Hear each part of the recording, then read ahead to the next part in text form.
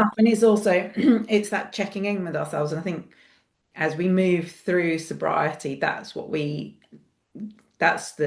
pleasure of it, right? Is that we learn more and more about ourselves and we get to connect that kind of. Hi there, and welcome back to Recovery and the Rest. This is episode 7, um, and I'm here with my friend Ellen to talk about all things long-term recovery and um, yeah, just checking in, really checking in with ourselves. We're both melting because it's about 350 degrees outside in Yeah, France. it's like literally couldn't be warmer at the moment. Yeah. I think today's going to be the hottest day, right? I think for us it's about 37 today. That's what Yeah. they're saying. But You're 37 with your sea breeze over yeah. there, and we're landlocked and I think a little bit higher. In fact, yesterday I went out and there was just smoke everywhere, and where I'd been cycling on Sunday was all on fire with forest fires. Wow. So we got about 5 minutes of rain yesterday, so it couldn't have been better timing. But yeah, it's definitely hot. It's definitely hot. So we the sort of subject today we're going to talk about is like cultivating a healthy relationship with self. Um, I mean, I quite like to just have the conversation that we had offline a minute ago because I think it's really interesting. Yeah, We were talking about this podcast and you know kind of continuing to be connected to the why about why we set it up, right? Which was, for us to stay grounded in our own recovery, to have the conversation about long-term sobriety and what that looks like. And if it helped, one person, fantastic. And I think what's one of the long term, one of the main struggles, I think, with someone that struggles with addictive behaviors is that dopamine hit of seeing the results and getting that feedback, right? So yeah, we've both had kind of professional other sort of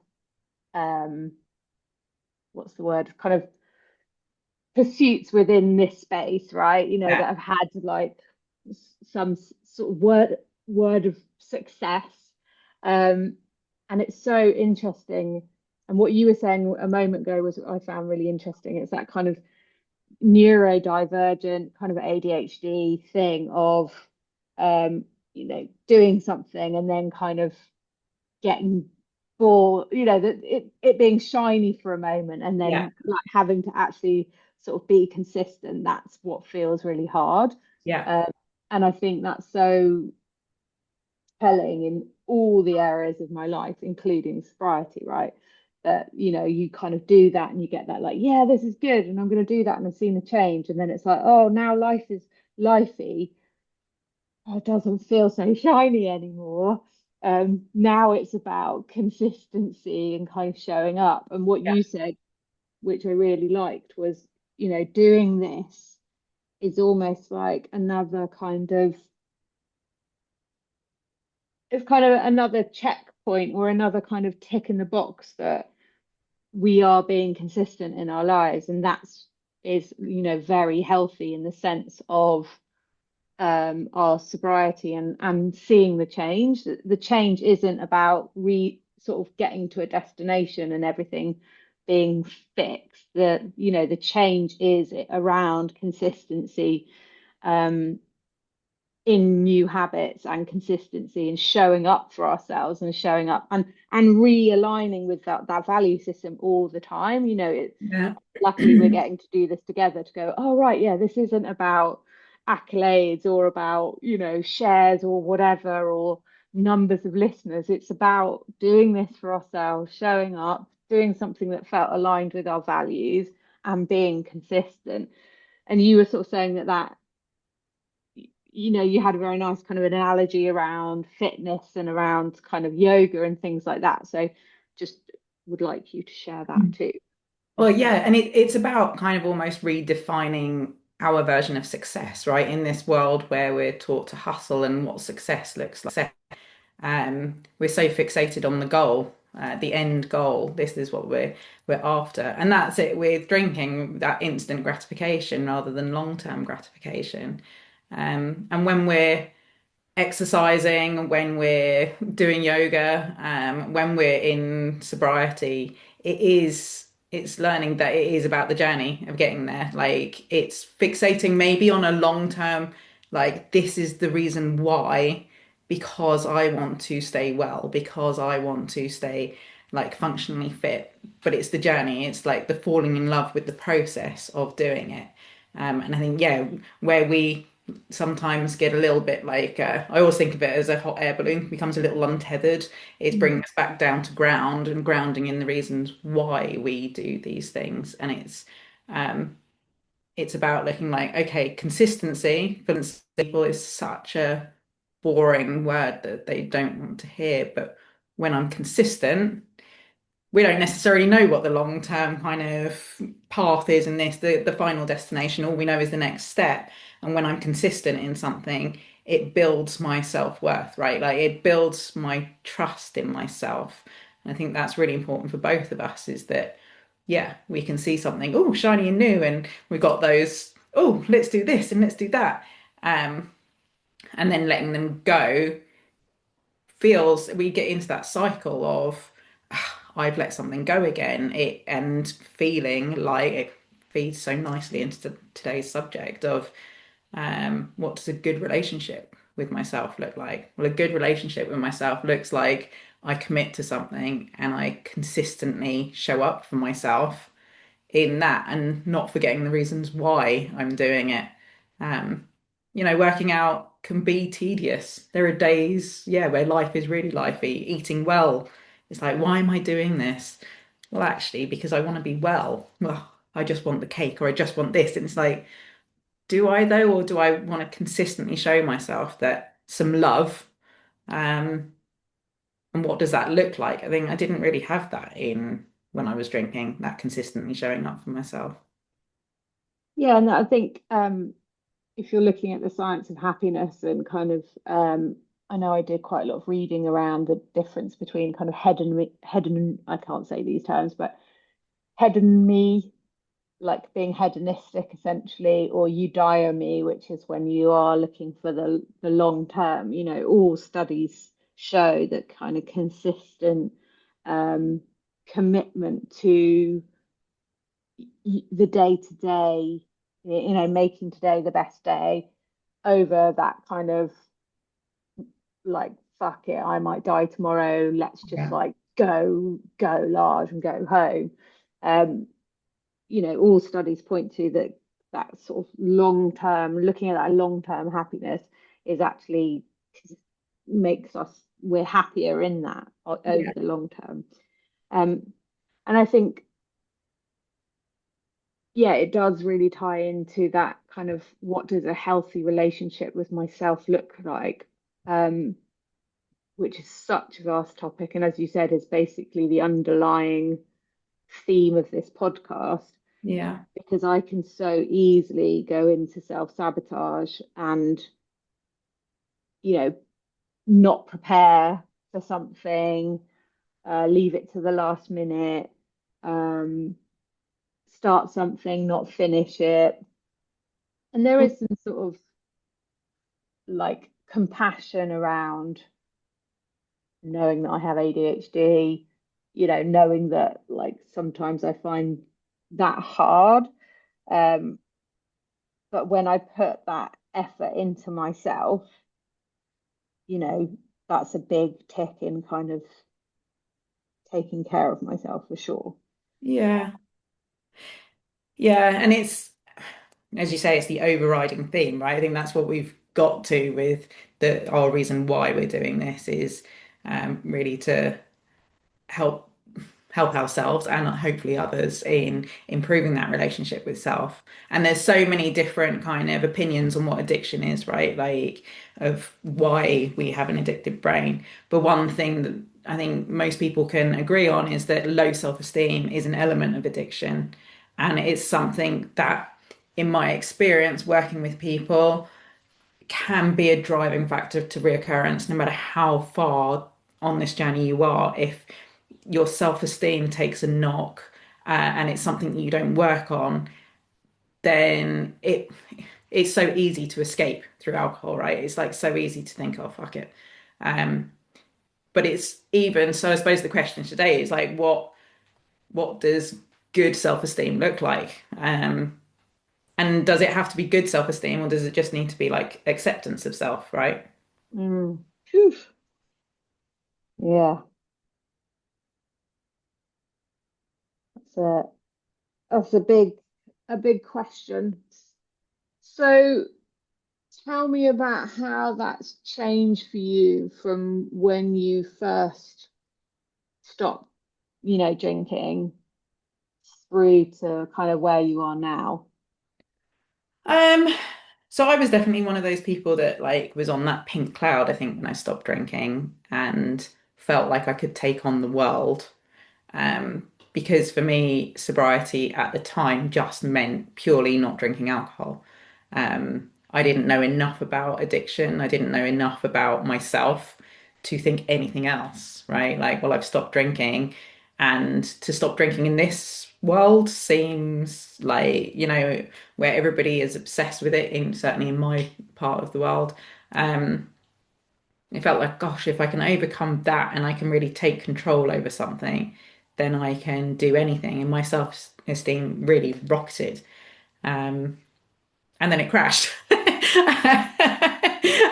But it's like that equal and opposite reaction we always talk about. Like, it really, my self-esteem was great. And then I really started to explore my behaviors or my tendencies and realized that like my thinking's so black and white, and I had so little compassion for myself. Um, you know, Consistency sure is key, and discipline is key also, with compassion of what's going on around us at the time and what life looks like. My dog wants to join in. So yeah, the self-esteem I think took a crash. Um, but with that came curiosity. Like, and I think that's the thing, is there's the critical self-correction, and then there's compassionate self-correction. Um, and I used to be very critical of myself. Now I try and do it with a little bit more compassion and kind of faith in myself that I'm doing what I can.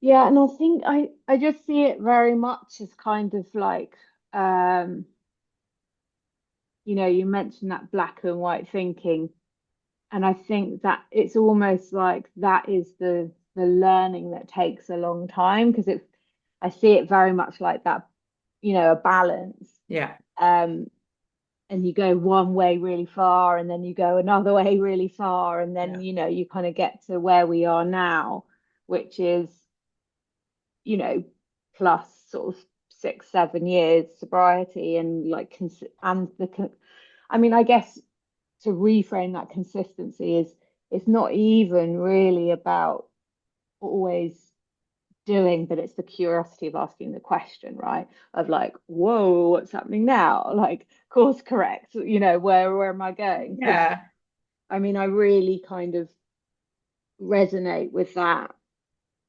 heavy, well, the whole thing really of like the first couple of years of being on that, like, this is my superpower, yeah, like, I can do anything.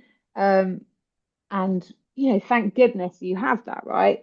Um, and that still actually is really powerful when I can tap into that and remember that actually I did this thing that was really hard. It's yeah, almost like can it is a very foundation part of self-esteem to remember that I am sober and I haven't had a drink for like nearly 8 years yeah. is like blimey, that's badass. So that is very, very kind of critical to have. Um, and then, yeah, I mean, I think I had a lot of a lot of blame, shame, recrimination, that really hit, in the sense of I had a lot of trauma processing to do. There were parts of myself that I'd rejected fully, because of stuff that had happened. So there was a lot of, working to integrate parts of myself, because you cannot have, a healthy relationship with yourself where when some of the parts of you've, shut the door on and locked the key because they Yeah. did something bad. Yeah. All of those parts need to be invited in and talked to, and that's ongoing work, right? I Yeah. had a situation last week where I got incredibly upset in a business situation because I hadn't I'd missed an email and I hadn't prepared, and I don't know why. I was just very tired, and it meant a lot to me, and I just broke down. I like sobbed. It was hugely embarrassing, but like I was about 5 years old again. Yeah. Um, and I think that's, the next part of it is that kind of that taking care of ourselves in the daily routines, and food and health and sleep and all of those kind of key things. um and then I think, you go into that sort of, okay, right, I can't just like hate myself well, No. because then I self-sabotage all the time, and that's like that, cycle of, oh well, I did that, so oh, I'm such a shit person. It's just the same stuff I Yeah. was doing with other things that weren't alcohol, basically. So it's like, food, work, relationships, whatever. I'd just be like, oh yeah, you messed that up. You're, more evidence that you're actually underneath still a shit person. Yeah. And then you kind of go, right, okay, I've got to be compassionate to myself. I'm just like not going to do anything essentially. It's like total burnout freeze, which is really interesting if you look at it through the kind of lens of your nervous system. That's essentially what we do, is like Yeah. fight, flight, freeze. So it's like you almost have to get to that point to then go, right, now I need to learn about balance. Yeah. I need to learn about boundaries. I need to learn about routines. I need to learn about rest. I need to learn about, saying no, good enough.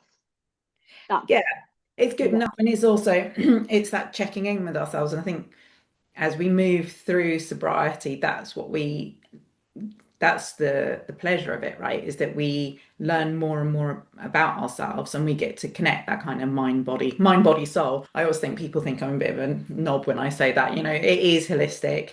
There has to be those connections, to understand ourselves a bit more, to understand, okay, well, I don't want to do this, and to get curious, well, why don't I want to do this? Is it that I'm self-sabotaging? Is it because my self-esteem is low? Is it because I'm depressed? Is it, freeze? Or is it simply that, well, I don't have capacity for it right now, and I'm doing this check-in with myself, and actually it doesn't make sense for me to do this, or I'm really getting through to that prefrontal cortex, right, of the rational self. Am I sitting with my adult self and able to put up a good argument for or against? Mm, Um, it's quite interesting. I had a conversation within the group a few weeks ago about spontaneity versus impulsivity, and that is also like moving through. I would say that when I was drinking, I was quite impulsive, um, in all senses, and that impulsivity used to lead kind of not trusting myself, particularly low self-esteem, because the consequences I never really thought through. Um, I don't know what you think about that. Because spontaneity is a nice thing, right? I think the difference is with spontaneity, we can do that gut check and say, like, this is the consequences if I do this. That is sitting with ourselves and checking in. what happens, thinking it through. But impulsivity is just not really caring, right? Yeah, and again, I just see that of kind of through the my black and whiteness is that I think because yeah, impulsivity was so much part of my drinking, but also, that real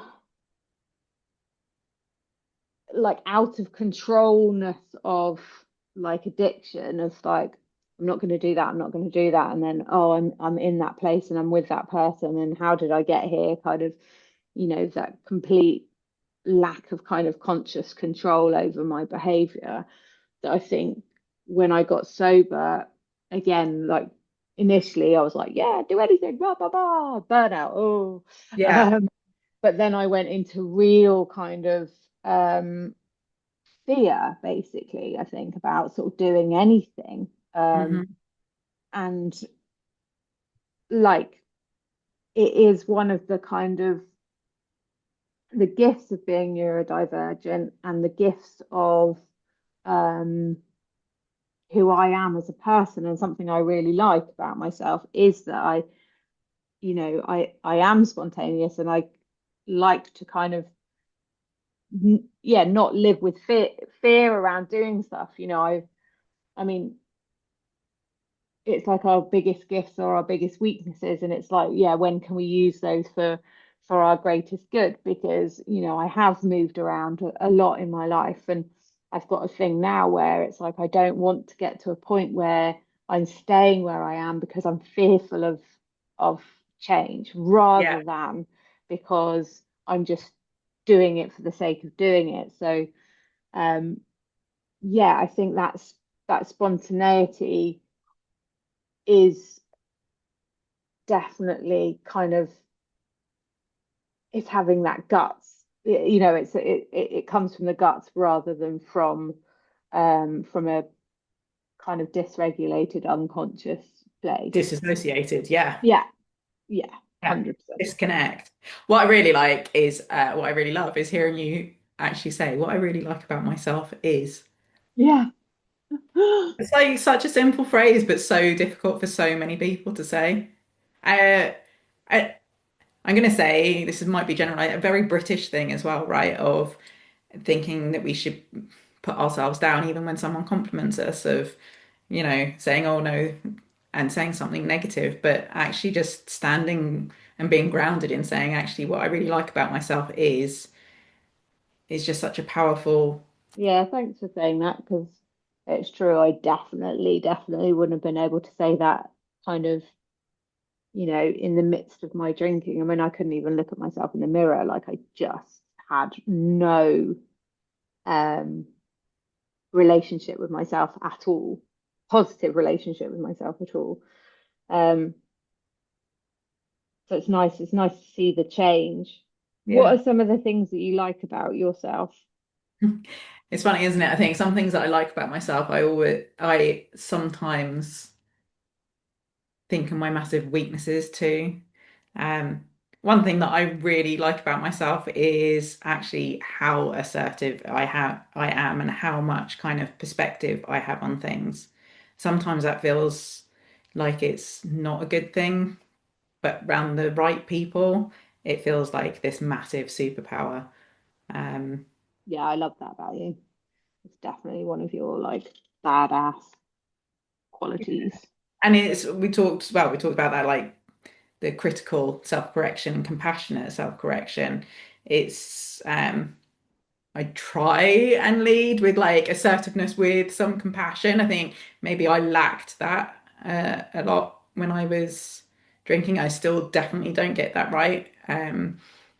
But I do try. And I think, yeah, that's another thing is that I do I do really like the constant self-reflection of like checking in with myself. Is that how I want to be? Is that how I want to lead my life?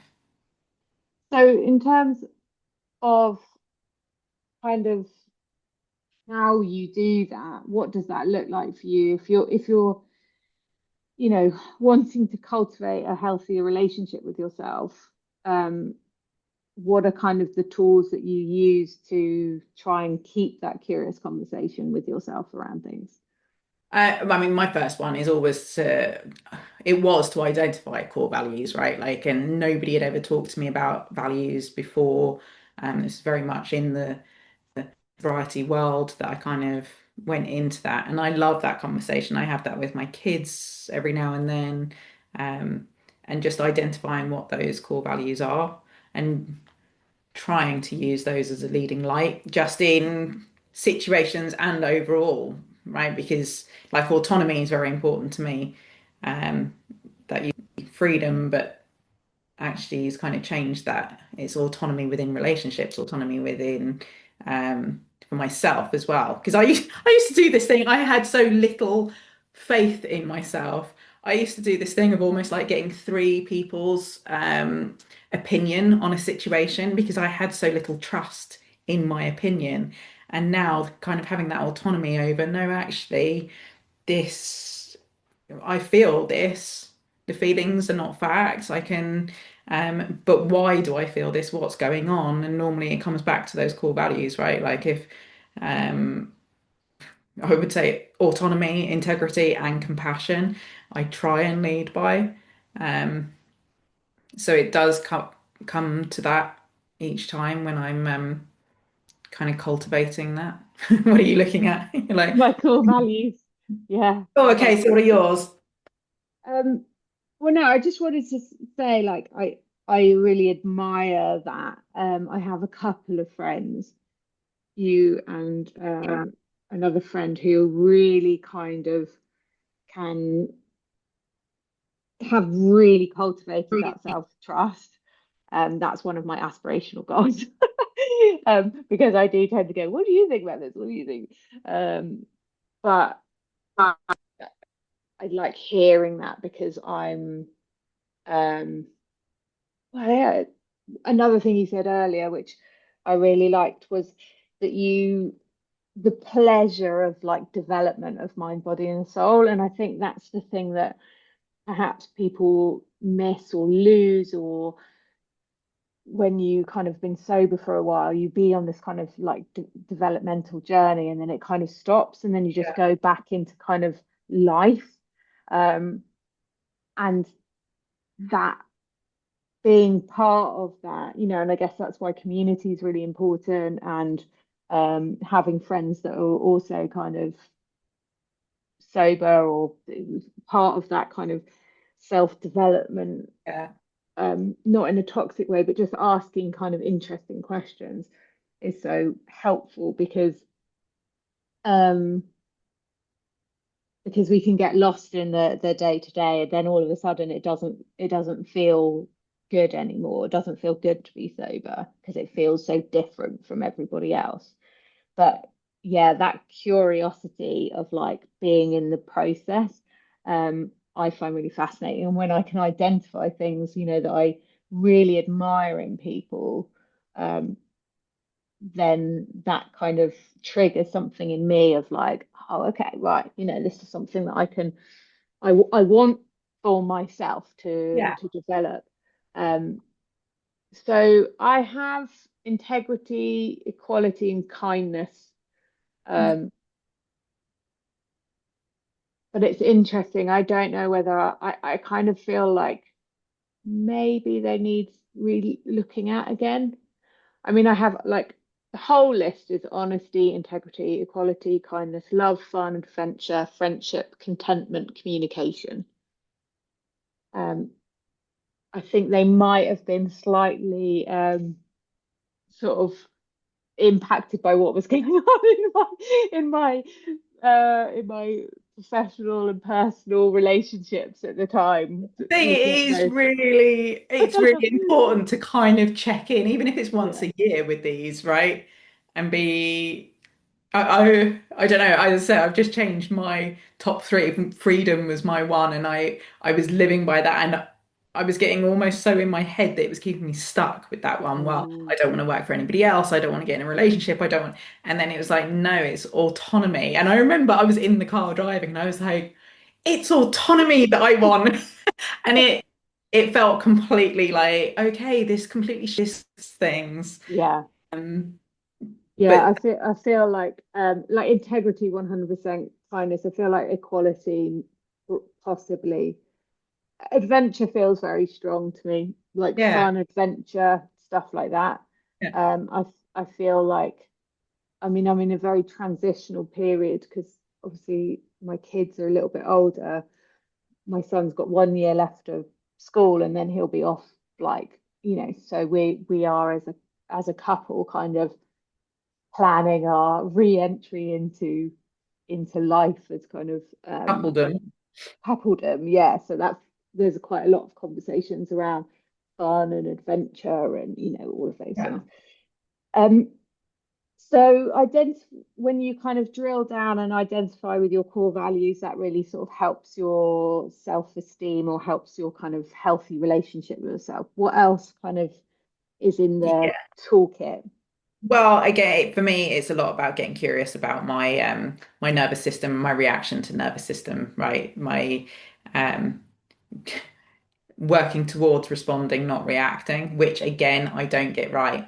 But when I get it, how when I behave in a way that doesn't feel good, it's getting curious afterwards rather than going to that place of shame and guilt. Like it knowing it's okay. I went into fight or flight and I fought, or I went into a freeze state and didn't engage, or like, okay, so how can I, for me, I do love kind of doing the work around that, getting so curious about why I behave in a certain way, and then just redirecting, like, okay, but I can do things differently, um, and I can also generally make good on things. I can apologize, right? That was something that I used to do. I was like, fuck you, you're wrong.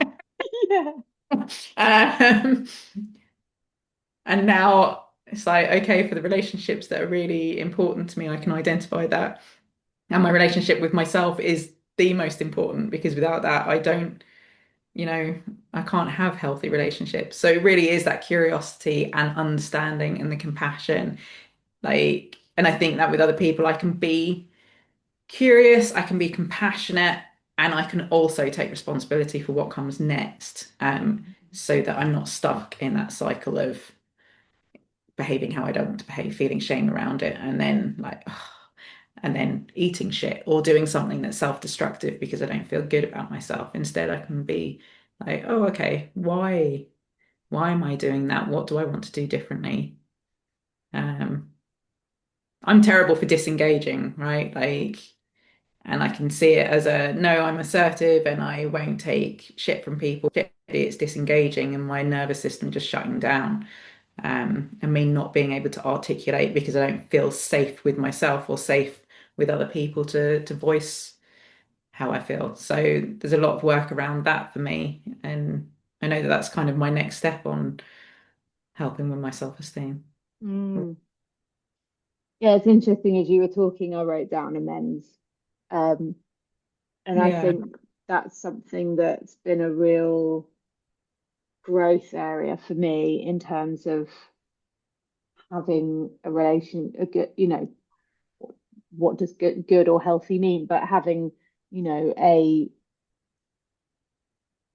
relationship with myself, yeah, and a kind relationship with myself is being able to take a step back and go, hmm, um, I'm not sure I showed up as my best self, yeah, or the self that I want to be, my what what feels good to me, and being yeah, able to sort of say sorry, has been a huge, so it's very interesting, isn't it? It's not always about, you know, just us on our own and being this like, you know, singular kind of ego-centric kind of model. It's about how we interact with others and the impact we have, because that's a reflection of who we want to be.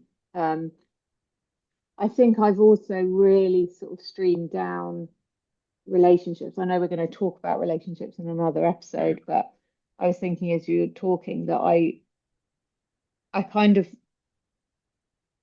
have now people around me that I actually really admire, Yeah. you know, and so I think that's something that's really healthy. I think it's really healthy when it doesn't mean that everyone has to be perfect when they're living these like, sort of seamlessly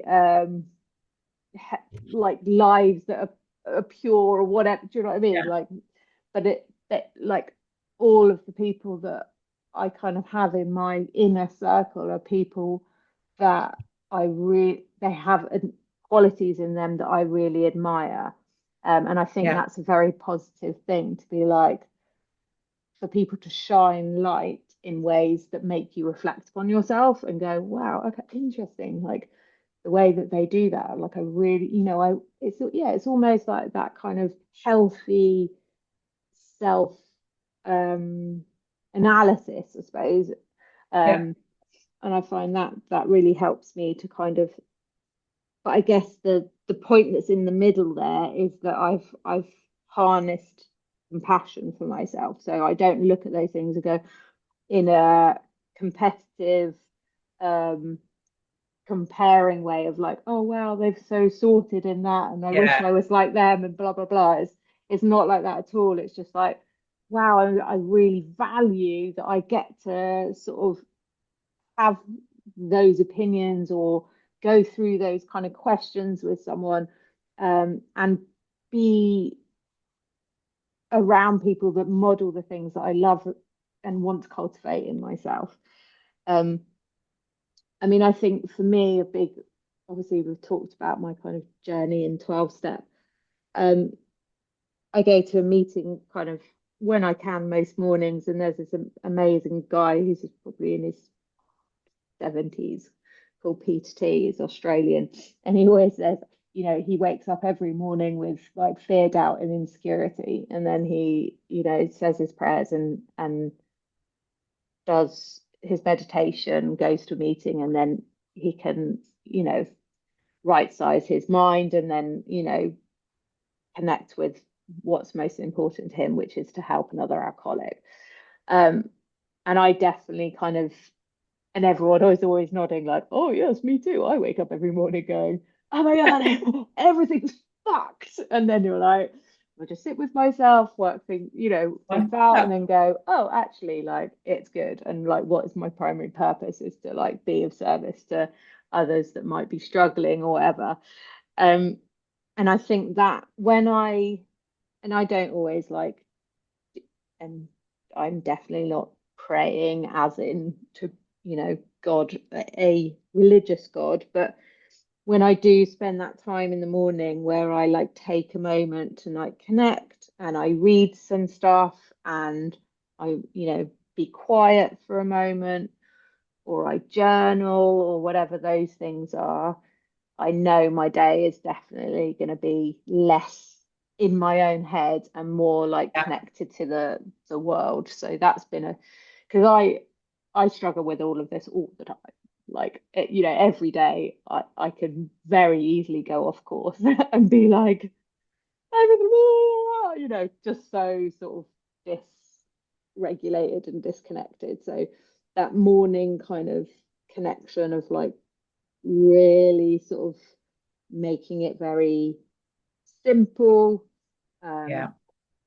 really helps me Fine. to, yeah, Yeah. It's quite an interesting point you made about, we talk about these core values, and I think if we've never done that work before, which as I say, I definitely hadn't ever thought about my core values. That's such a nice way if we struggle to identify what our core values are is to look for people um, that we really,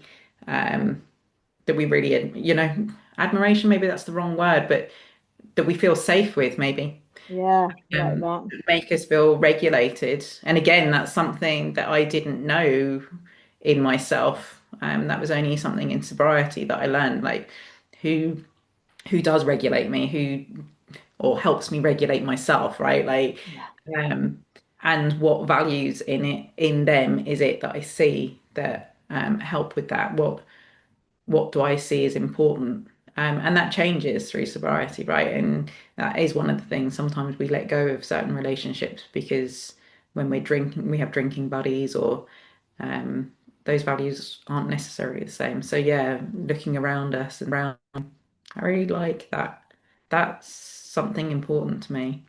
Well, I think it's healthy humility, right? It's like, okay, I don't, you know, because I think when you are stuck in drinking or any other kind of, maladaptive behavior, it's coming from a place, as you say, of like not feeling safe, right? So when Yeah, we don't feel safe, then we go into control. So we're like, right, I didn't realize how much of my life was based on trying to control the outcomes of everything, which yeah, we started talking about, like, the outcomes of doing a podcast. When you start fixating on that stuff, then you're yeah, not in a healthy place of self-regard. When yeah, you're enjoying the process of what you're doing, and letting go of the outcomes, that's like a really good sign where you're connected to what's important to you. My whole life was around control, and when you can be in that sort of humble place of going, I know some stuff, I don't know a lot of stuff, and yeah, I could be open to listening and taking that in and being a fellow traveler in life rather than trying to control it all. Then your nervous system is right. It's just, oh, thank goodness. Like, I yeah, don't have to do this all by myself, and I don't have to know all the answers. All I have to do is just try and be a good human today and take care of myself and take care of others. And, that's enough. Then we start to sort of tap into our common humanity, I guess, yeah. and that for me is very healthy because I'm not stuck in this space where it's all about me, you know. And that's such a common kind of trait in with people with in addiction, right? It becomes narcissistic to a certain point. Everything is about us, and we're so in our own heads about things that we're not stepping out to connect with others.